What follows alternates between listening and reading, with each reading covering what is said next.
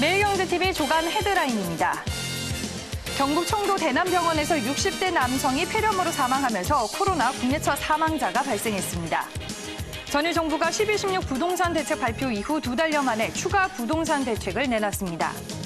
뉴욕 증시가 코로나19에도 불구하고 사상 최고치 경신 행진을 이어가고 있는 것에 대한 경고음이 잇따르고 있습니다. 자영업 부진이 장기화되면서 지난해 4분기까지 국내 전체 가구 사업소득이 최장 기간 하락했습니다. 이재용 삼성전자 부회장이 지난해 제시했던 2030년 시스템 반도체 글로벌 1위 달성을 위한 의지를 드러내고 있습니다.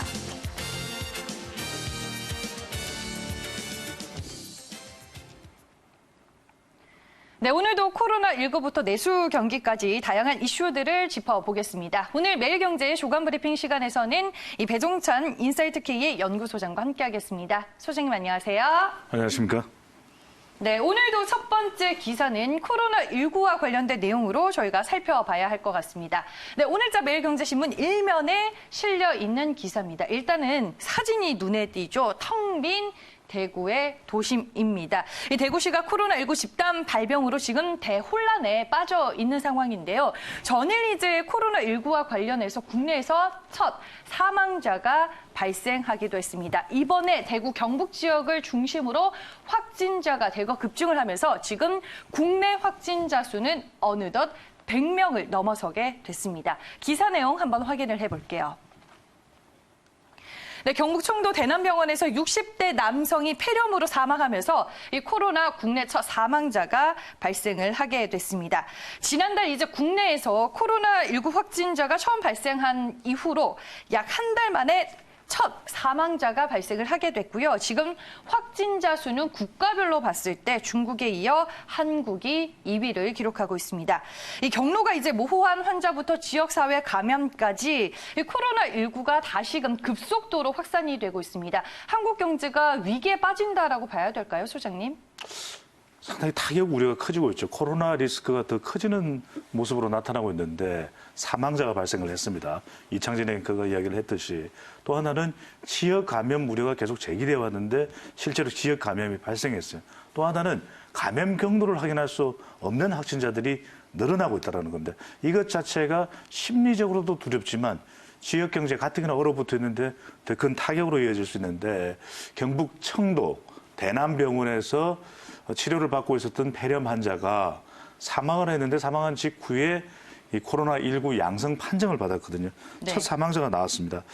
지금 상당수 많은 확진자가 이 대구 경북 지역에서 발생을 하고 있고 또 이 교회에서 이 확진이 많이 된 것으로 이렇게 나타나면서 이 질병관리본부 중앙방역대책본부에서는 뭐 31번 확진자에 대해서 이 슈퍼 전파자라기보다는 슈퍼 전파 사건이다 이렇게 설명을 하고 있는데 어떤 식으로 설명하든 간에 굉장히 지금 불안감이 지역사회에서는 커질 수밖에 없는데 이렇게 되면은 이 대구 경북 가뜩이나 지금 지방 경제가 얼어붙어 있거든요. 네. 이 코로나19 이것이 이제 국민들에게 주는 공포심 때문에 실제 사람들이 많은 곳에 모이려고 하지 않고 그리고 지역 상권도 축제 등이 취소되면서 타격을 받고 있었는데 우리 매일경제에서 정말 일면에 바로 아주 그냥 이 대구 상황을 그대로 보여주는 그런 사진을 실었죠. 여기 사실 많은 사람들이 다니는 거리입니다. 대구의 중심가인데 큰 도로인데 여기에 바로 텅 빈 거리의 모습, 바로 이 장면이 지금 현재 대구, 경북 지역의 충격적인 모습을 그대로 전달하고 있습니다. 네, 뭐 사진을 통해서 확인이 되고 있다시피 그야말로 패닉 상태에 빠져 있다라고 해도 과언이 아닌데요. 그러면 지금 한국이 감염자 수가 세계 2위로 올라서게 됐잖아요. 한국이 오염 지역으로 지정될 가능성도 혹시 있을까요? 단언할 수는 없어요. 왜냐하면 아직까지는 우리가 또 이 확진자들에 대한 치료가 상당히 잘 되고 있고 네. 또 퇴원자도 있기 때문에 실질적으로 감염 경로를 파악해서 정말 이것이 지역 감염이냐 그리고 계속 급증하는 추세냐 아니면 일시적인 특정 지역에서 특정한 전파자를 통해서 생겨난 일이냐 이걸 좀 따져볼 필요가 있을 것 같고요.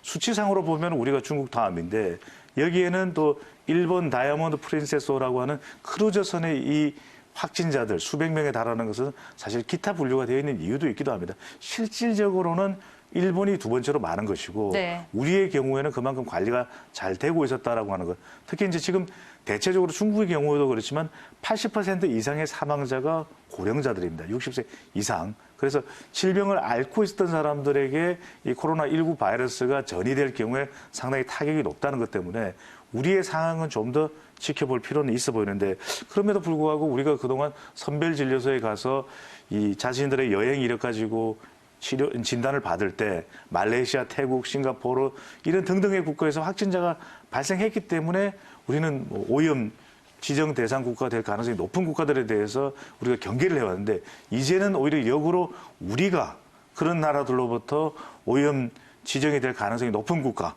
그래서 여행에 주의를 기울여야 되는 국가로 될 가능성이 상당히 높다. 그래서 우리가 태국이나 싱가포르나 필리핀이나 이런 곳들을 방문할 때 우리 한국 국민들을 대상으로 한 검역이 상당히 또 강화될 수도 있거든요. 또 이것이 지정이 될 경우에는 경제적으로도 또 여행산업, 항공업계가 타격을 받을 수 있다는 것도 우리 눈여겨볼 필요가 있겠습니다. 네, 알겠습니다.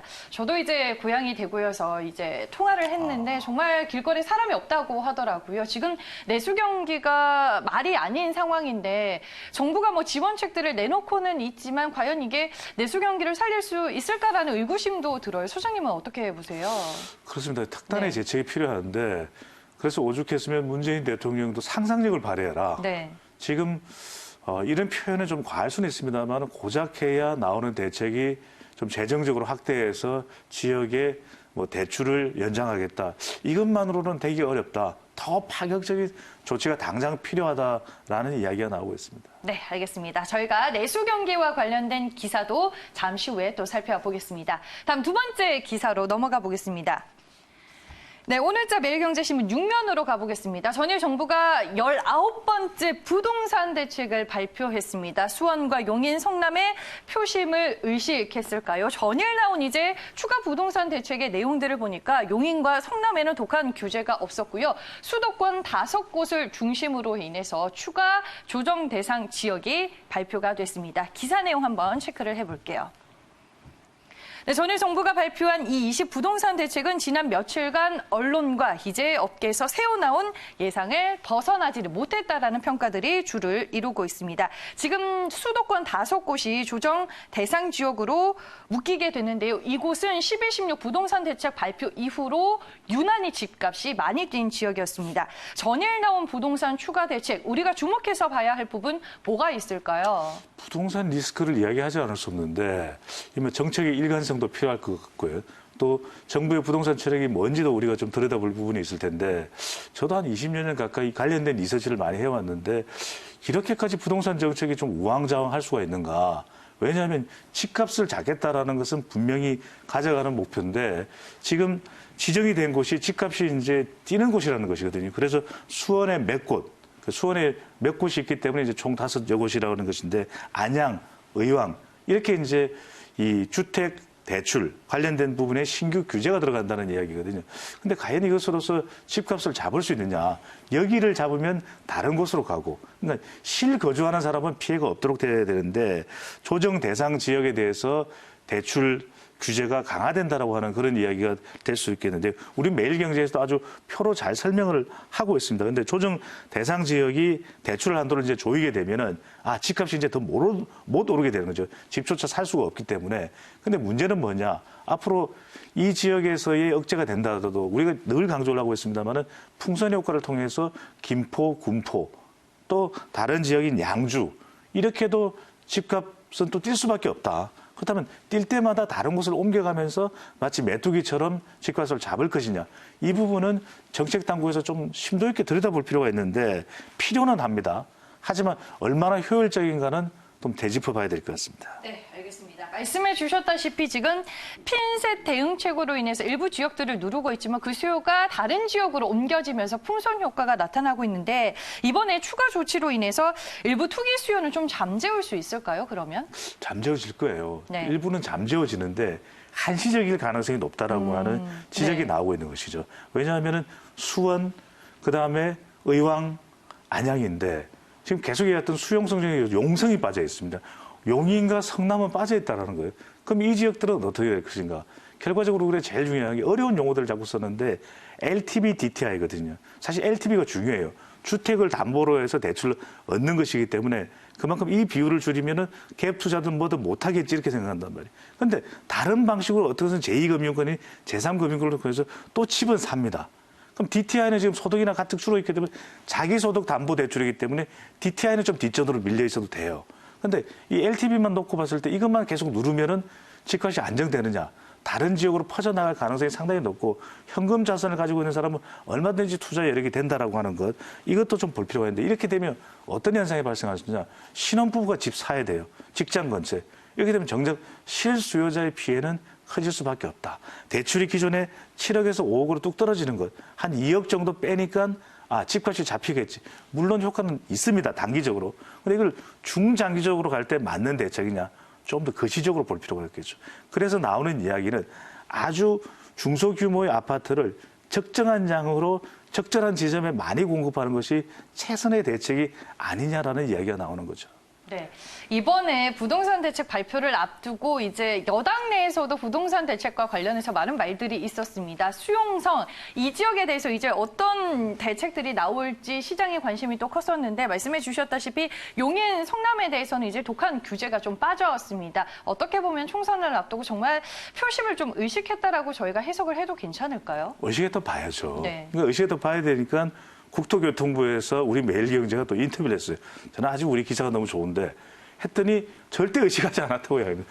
의식을 해도 의식했다고 이야기 안 하죠, 공식적으로. 네. 그런데 왜 의식했냐? 수원, 용인, 그다음에 또 이 어디입니까? 성남이죠. 네. 그런데 의식을 할 수밖에 없는 것이 지금 이제 시시각각 다가오는 선거일인데 이때 이것이 자극되면은 당연히 유권자들한테 영향을 줄 수밖에 없었다라는 것을 네. 알 수가 있는 것이죠. 네, 알겠습니다. 저희가 두 번째 기사는 전일 발표가 된 정부의 부동산 추가 대책에 대해 짚어봤습니다. 매일경제 조간 브리핑 세 번째 기사 짚어보도록 할게요. 네, 오늘자 매일경제신문 12면으로 가보겠습니다. 네, 코로나19 사태를 관과했던 것일까요? 일단은 뉴욕 증시가 전일까지만 하더라도 사상 최고 랠리를 펼쳐나갔는데 이에 대해서 지금 이 금융기관들을 중심으로 경고음이 쏟아지고 있습니다. 자세한 내용 확인을 해볼게요. 네, 뉴욕 증시가 코로나19에도 불구하고 사상 최고치 행진을 이어간 데 대해 경고음이 잇따르고 있습니다. 베어마켓, 즉 하락 장세가 지속될 가능성은 낮지만 단기적으로 이제 시장 조정을 전망하는 우려의 목소들이 나오고 있는데요. 그렇다면 미 연준과 주요 경제기관들은 이 코로나19 사태로 인한 경제 영향을 어떻게 지금 판단을 하고 보고 있는 건가요? 정실이 있을 거죠. 부동산하고 마찬가지로 우리가 풍선 효과를 이야기했는데 미국의 지금 여러 가지 상황이 괜찮아요. 우리가 앞 코너에서도 미국 증시가 상승할 수밖에 없는 그런 이유를 또 계속 강조를 해왔던 내용인데 그럼에도 불구하고 이렇게 올라갈 거냐. 전 세계 경제에 대한 불확실성 리스크가 커졌는데 특히 이것이 중국에 대한 코로나 리스크가 감안된 거냐. 그렇지 않았을 가능성도 상당히 높다는 것이죠. 그러니까 남의 불행은 나의 행복이냐. 중국에서 지금 여러 가지 어렵기 때문에 이것이 미국 증시가 상승할 수 있는 펀더멘털이 만들어지냐. 그렇지는 않은 것이거든요. 세계 글로벌 경제가 연쇄적으로 이렇게 이 사슬같이 얽혀져 있기 때문에 중국에서의 어려움은 결국 미국의 어려움으로 연결될 수밖에 없다. 그렇다면 그것이 감안되지 않고 지금 당장 중국도 안 좋고 유럽도 안 좋고 동남아 신흥시장도 안 좋으니까 미국 증시에다 다 몰빵하면 되겠구나. 이런 식이 되지는 않는다라는 거예요. 그런 부분에 있어서 쭉 지켜봐 왔던 좀 낙관론자가 됐든 비관론자가 됐든 미국의 전문 투자기관에서 또 전문가들은 좀 너무 지나치다, 과하다. 이것이 일종의 증시 풍선 효과냐 이런 이야기가 나오고 있는 것이죠. 네, 알겠습니다. 그렇다면 어떤 경고의 목소들이 나오고 있는지 저희가 하나하나씩 좀 살펴보도록 하겠습니다. 먼저 IMF 총재가 코로나는 최대 불확실성이다라고 언급을 했고요. 다음은 제롬 파월 미 연준 의장의 발언을 보도록 하겠습니다. 코로나가 글로벌 경제 새로운 리스크로 부상했다라고 판단을 하고 있습니다. 지난 1월 FOMC 의사록에서 확인이 됐었죠. 미 연준 의원들이 코로나라는 단어를 8차례 언급한 것으로 확인이 되고 있습니다. 그리고 스티븐 스티븐 로치 예일대 교수도 거품 낀 금융시장 올 상반기는 중대한 심판에 직면할 것이다라고 얘기를 했습니다. 다음 내용도 한번 살펴보도록 할게요. 네, 외국계 증권사들의 보고서입니다. 먼저 골드만삭스가 코로나 리스크로 인해서 저평가가 되어 있는데 뉴욕 증시 조정 가능성이 있다라고 얘기를 했고요. 모건 스탠리는 코로나로 인해서 올해 중국의 1분기 성장률이 3.5%대로 추락할 가능성이 있다라고 지적을 했습니다. 지금 중국 같은 경우에는 생산 활동이 원활하지 못한 상황에서 올해 이 글로벌 공급망 같은 경우에도 좀 충격에 빠질 수 있을까요, 그러면? 그렇습니다. 바로 이게 미국과 또 중국과 미국 사이에 이 경제 또 산업이 연관돼 있다는 것이 결과적으로는 완성품을 미국에서 만든다고 하더라도 요즘에 완성품도 중국에서 만드는 경우가 많지만 중간 부품은 값싼 이 노동집약적인 생산이 가능한 중국에서 공급이 된다는 거예요. 전 세계 공장이라고 하지 않습니까? 그런데 이 공장이 돌아가지 않는데 미국의 기업 실적이 온전하다? 그렇지 않다라는 보고서가 모건 스탠리 등을 통해서 나오고 있는 것이고 특히 미국 연준에서는 1월 연방 공개시장위원회 여러 차례 코로나라는 이야기를 했다는 거죠. 이창진 앵커가 지적을 했듯이 이 새로운 리스크가 되고 있는데 그래서 이 미국도 그렇지만은 이 중국의 경제 성장률 자체가 1분기에 상당히 떨어질 수 있다. 그러면 이것이 감안된 정시냐? 그렇지 않다라는 것 때문에 좀 더 경계를 할 수밖에 없다라고 하는 이야기가 나오는 것이고 또 미국에서 나오는 이 미국 기업들의 실적도 충분히 보고 난 다음에 정시에 대한 투자를 또 참고하고 또 우리가 기준으로 삼을 필요가 있다는 것입니다. 네, 알겠습니다. 저희가 미국 증시에 대한 얘기도 나눠봤습니다. 다음은 이제 내수 경기에 대한 얘기를 이제 해보도록 하겠습니다. 오늘자 매일경제신문 18면으로 함께 가보시죠. 네, 지난 9일이죠. 문재인 대통령이 충남 아산 쪽에 있는 한 전통시장을 방문을 했는데 그때 한 반찬 가게의 상인이 지금의 경기가 거지 같다라는 표현을 했습니다. 하지만 가게 주인의 하소연이 지금 지표를 통해서 사실인 것이 하나둘씩 확인이 되고 있습니다. 기사에서는 어떤 내용을 담았을까요? 네, 자영업 부진이 장기화되면서 지난해 4분기까지 국내 전체 가구 사업 소득이 최장 기간 하락을 했습니다. 저는 이제 통계청이 발표한 2019년 4분기 가계 동향 조사 결과가 어떻게 나왔나요? 경기 리스크입니다. 네. 이 어떤 이야기냐면 이창진 앵커가 이야기한 경기가 거지 같다. 이게 반찬 가게였어요. 네. 이 반찬 가게에서 있는 그대로를 이야기한 겁니다. 지금 그게 현실이고 이 경기가 상당히 악화돼 있으니까 그만큼 힘들다라고 그렇죠. 그 이야기를 문재인 대통령이 네. 이야기했는데 조금 사족을 달면은 이것에 대해서 대통령 지지층에서는 또 난리가 난 겁니다. 그런데 실제 현장에서 계시는 분들은 그 상황을 고스란히 속내를 이야기할 수밖에 없거든요. 네. 정말 평생 한번 만날까 말까 한 대통령, 현직 대통령을 만났는데 그런 걸 토로한 겁니다. 그런데 여기에 대해서 상당히 좀 전화를 밤늦게 한다든지 항의를 한다든지 이것을 하는 것이 옳은지는 모르겠습니다. 자, 본론으로 돌아가서 네. 통계청이 발표한 2019년 지난해 이 가계 동향 조사를 보면은 5분기 연속으로 가계 소득이 감소하고 있다라고 하는 이야기예요. 우리가 보면은 직장에 다니시는 분들은 근로소득입니다. 그다음에 자영업을 하시는 분들이 이제 주로 사업소득이 되겠죠. 근데 이 사업소득이 악화되고 있다라는 거예요. 그렇기 때문에 그만큼 어려운 겁니다. 이게 경제순환이 악순환 쪽으로 갈 수도 있다라고 하는 우려를 할 수밖에 없는 것이 이번 통계의 결과인데 결국 우리의 이 경제에서 많은 부분을 차지하는 30몇 % 이상을 차지했는데 이번 통계를 보면 또 숫자 자체가 줄어들었어요. 폐업을 했다. 또 여러 가지 이유가 있겠죠. 그러면서 이 숫자 비율 자체도 줄어들면서 자영업자들은 그야말로 지금 현재 코로나 위기까지 닥치면서 된소리를 맞고 있는데요. 이 자영업자들의 벌이 5분기 연속 뚝 떨어져 있는 그 그래프 상황까지도 우리 매일경제는 함께 보여주고 있습니다. 네. 네, 자영업자분들 그리고 소상공인분들이 정말 힘들어하고 계시는데요. 문제는 이제 오는 5월에 발표가 되는 2020년 1분기 가계 동향 조사 결과입니다. 아무래도 이제 결과가 더 어둡게 나올 것으로 지금 예상이 되고 있는데 민간 활력의 저하가 지금 두드러지고 있습니다. 앞으로 정부의 어떤 지원과 뒷받침이 좀 필요한 시점일까요, 소장님? 그렇죠. 이번 가계 동향 조사는 이제 통계청에서 발표를 하는 것인데 네. 이제 소득 부분입니다. 소득 부분인데 이 내용을 들여다보면 코로나 위기는 반영이 안 돼 있는 거예요. 그렇죠. 근데 일부에 포함이 되면 발표될 분기별 내용에서 확 떨어져 있을 가능성이 더 크다라는 거예요. 그렇다면 이 부분을 좀 정확하게 통계를 볼 필요가 있는데 심지어는 통계 결과를 발표하는 통계청마저도 이걸 너무 좀 악화된 지표를 국민들에게 설명할 경우에는 상당히 난감하다. 그래서 뭔가 좀 애매모호한 있는 그대로가 아닌 설명을 덧붙이려고 하는데 그래서는 안 됩니다. 통계는 정확하게 중국처럼 고무줄 통계로 가서는 안 되는데 왜 무슨가 문제냐? 바로 소비 심리가 위축이 되는 겁니다. 있는 사람도 안 쓴다라는 거예요. 왜? 곧 여유가 없을 거라고 생각하기 때문에. 그래서 나오는 이야기는 이럴 때 가장 좋은 방법은 가처분 소득을 늘려줘야 되는 것이죠.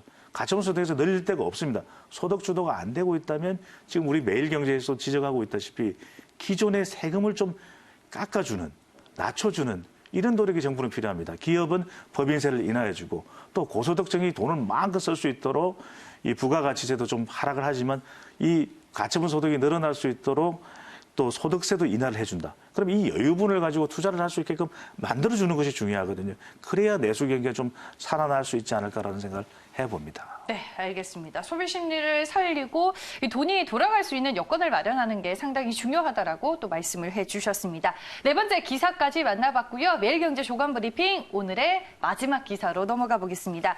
오늘자 매일경제신문 19면입니다. 삼성 쪽 얘기를 해볼까 합니다. EUV, 즉 극자외선 전용 반도체 라인을 전일 이제 이재용 부회장이 둘러봤습니다. 시스템 반도체 분야에 있어서 글로벌 1위 도약을 지금 목표로 내세우고 있는데 그 단추들을 하나둘씩 끼워 나가는 모습입니다. 기사 내용 들여다볼게요. 네, 이재용 삼성전자 부회장이 지난해 제시했던 2030년 시스템 반도체 글로벌 1위 달성을 위한 의지를 지금 드러내고 있습니다. 전일 화성 사업장을 찾아서 이 부회장은 이달 본격 가동을 시작한 EUV 전용 반도체 생산 라인을 직접 살펴보고 임직원들을 격려하기도 했는데요. 올해 들어서 이제 이 부회장이 반도체 사업장 현장 경영에 좀 수시로 나타나는 모습입니다. 그 이유 뭐라고 볼 수 있을까요? 이 성장 기대감, 계속 제가 리스크만 이야기하다가 오늘 이제 오랜만에 이창진 앵커도 오랜만이라고 생각할 때 극자에서 동그라미 치십시오. 이제 이게 우리가 초기술력이 우리에게 남아있는 희망이 아닌가 이런 생각을 할 수밖에 없는데 이재용 부회장이 화성연구소 또 반도체 공장 이렇게 방문을 한 것은 목표를 세웠거든요. 그다음에 비메모리 반도체 분야에서 약진하겠다. 메모리 반도체 분야는 삼성이 우뚝 세계 1위잖아요. 근데 비메모리 시스템 반도체 분야에서 약진하겠다. 목표를 세운 겁니다. 2030년까지 1위. 그러면 대만의 TSMC를 제쳐야 된다는 것이고 두 번째로는 이렇게 현장을 확인하는 이재용 부회장의 모습, 여러 가지로 기업에 대한 이미지, 기업에 대한 신뢰도를 또 정진시킬 수 있다는 것이거든요. 법적으로 여러 가지 지금 문제가 꼬여 있는 상황에서 이재용 부회장이 직접 방문을 하는 이 모습 자체가 바로 이 현장을 방문하는 가장 큰 이유라고 할 수 있겠죠. 네, 그러면 지금 삼성전자는 시스템 반도체 분야에서 어떤 비전과 목표를 가지고 있는 건가요? 이걸 설명을 안 드릴 수가 없습니다. 제가 동그라미를 치라고 했던 것은 극자외선 분야가 EUV, Extreme Ultraviolet. 이것이 TSMC보다 앞서가는 기술이에요. 지금 시장에서의 점유율은 낮지만 네. 바로 초기술력을 가지고 있는 삼성이 7세대, 8세대, 10세대 따라잡을 수 있는 이 기술을 가지고 있다는 상징이 바로 EUV인데 지금 현재 우리가 매출 시장 비율을 보면은 TSMC가 절반 이상입니다. 삼성이 따라가지고 있지만 아직도 20%가 못 미치고 있기 때문에 3위와는 좀 거리를 멀찌감치 띄워두고 있는 그런 모습을 보이고 있는데 더 따라가려면은 이 초기술력이 반드시 필요하다. 이것이 이재용 부회장 또 삼성전자가 가지고 있는 목표인데 목표는 여러 번 이야기가 되죠. 신경영을 제시하면서 2030년까지는 시스템 반도체 분야의 1위를 달성하겠다라고 이야기를 한 바가 있었고요. 그다음에 목표는 이 목표 달성을 위해서 133조 원 천문학적인 숫자입니다. 이걸 투자를 해서 정말 제대로 우리가 다음 먹거리를 생각하겠다. 저는 이 삼성전자 또 이재용 부회장의 최근의 행보를 보면서 이것뿐만 아니라 기술력으로 계속 강조를 하고 있는 거죠. 이미지 센스, 이게 우리가 5G, 그다음에 이 IoT 이런 바로 심지어는 자율주행차와 관련된 이런 사업에까지 투자를 할 정도로 삼성이 보여주는 모습, 결국 대한민국 기업이 이 시장에서 더 성장할 수 있는 방법은 초기술력이라고 하는 것. 계속해서 리스크를 말씀드렸지만 이 삼성전자 이 투자가 어떤 식으로 성과로 이어질지 또 관련 협력업체들은 뭐 또 비상장, 상장 모두 어떤 정도의 성과를 올릴지도 투자에 또 참고를 할 필요가 있겠습니다. 네, 알겠습니다. 말씀해 주셨다시피 지금 세계 파운드리 시장에서 점유율 1위가 바로 이 대만의 TSMC입니다. 이를 맹추격하겠다라는 삼성의 의지가 돋보이는 것 같습니다. 네, 이렇게 해서 오늘 5개 기사들 모두 만나봤고요. 오늘 매일경제 조간 브리핑에서는 인사이트 K의 배종찬 연구소장과 함께했습니다. 오늘 말씀 고맙습니다. 감사합니다.